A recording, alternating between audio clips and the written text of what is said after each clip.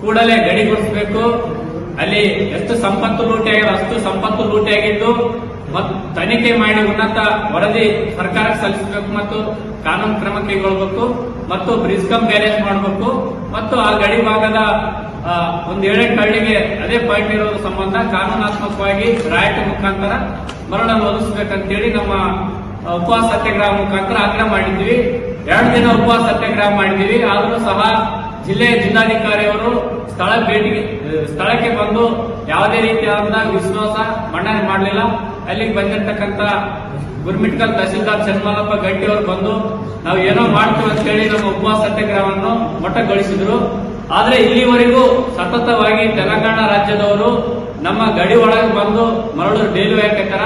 ಅವೆಲ್ಲ ಫೋಟೋ ಆಗಲಿ, GPS photo ಆಗಲಿ, ಆಡಿಯೋ ವಿಡಿಯೋ ಎಲ್ಲ ನಮ್ಮ ಮೇಲೆ ಹಲವು ಸಾಕ್ಷಿ ಆಧಾರದ ಮೇಲೆ ಇವತ್ತು ಪತ್ರಿಕಾಗೋಷ್ಠಿಯಲ್ಲಿ ಜಿಲ್ಲಾ ಪತ್ರಿಕಾಗೋಷ್ಠಿಯಲ್ಲಿ ನಾವು ಘಂಟಾಘೋಷವಾಗಿ ಜಿಲ್ಲಾಧಿಕಾರಿಗಳು ಮಾಡುವಂತ ಕೆಲಸ ಇದು. ಆದ್ರೆ ಕೆಳ ಹಂತದ ಅಧಿಕಾರಿಗಳಲ್ಲಿ ಹೋದಾಗ, ತಡೆ ಹಿಡಿಯಲು ಹೋದಾಗ ಗ್ರಾಮ ಸಹಾಯಕರಾಗ್ಲಿ, VAಗಳಾಗ್ಲಿ, ಸಣ್ಣ ಪುಟ್ಟ ಸಿಬ್ಬಂದಿ, ಪೊಲೀಸ್ ಸಿಬ್ಬಂದಿಯವರ ಮೇಲೆ ಅಲೆಗಳಾಕತ್ತೇವ. ನಾವು ಅಲ್ಲಿ ಹೋಗಿ ಬಂದ್ರೆ ನಮಗೂ ಒಂದು ಜೀವದ ಭಯ ಅದ.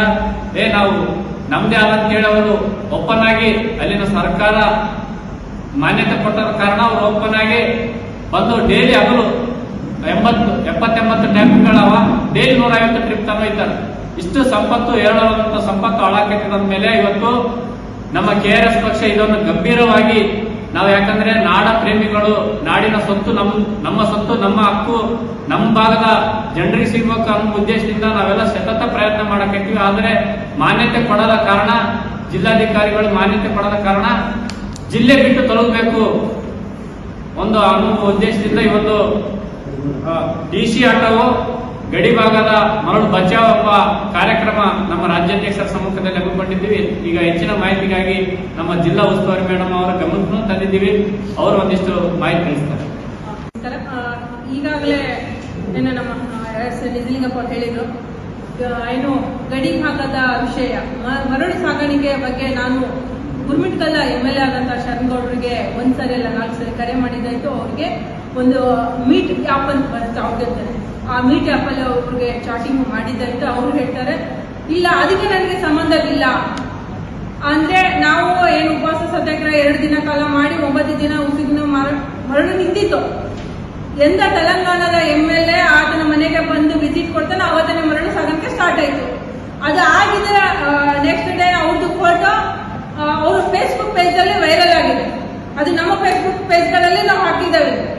ಅದರಲ್ಲಿ ನಾನು ಪ್ರಶ್ನೆ ಮಾಡಿದೆ, ಸರ್ ಎಂದು ತೆಲಂಗಾಣ MLA ನಿಮ್ಮ ಮನೆಗೆ ಬಂದು ಹೋಗಿದ್ದಾರೆ, ಅವತ್ತನೇ ಕುಸಿಗಿನ ಮರಳು ಸಾಗಾಣಿಕೆ ಮತ್ತೆ ಓಪನ್ ಆಗಿದೆ, ಯಾಕೆ ಸರ್ ಇದಕ್ಕೆ ನಿಮಗೆ ಏನು ಅಂತ ನಾನು ಕೇಳಿದೆ.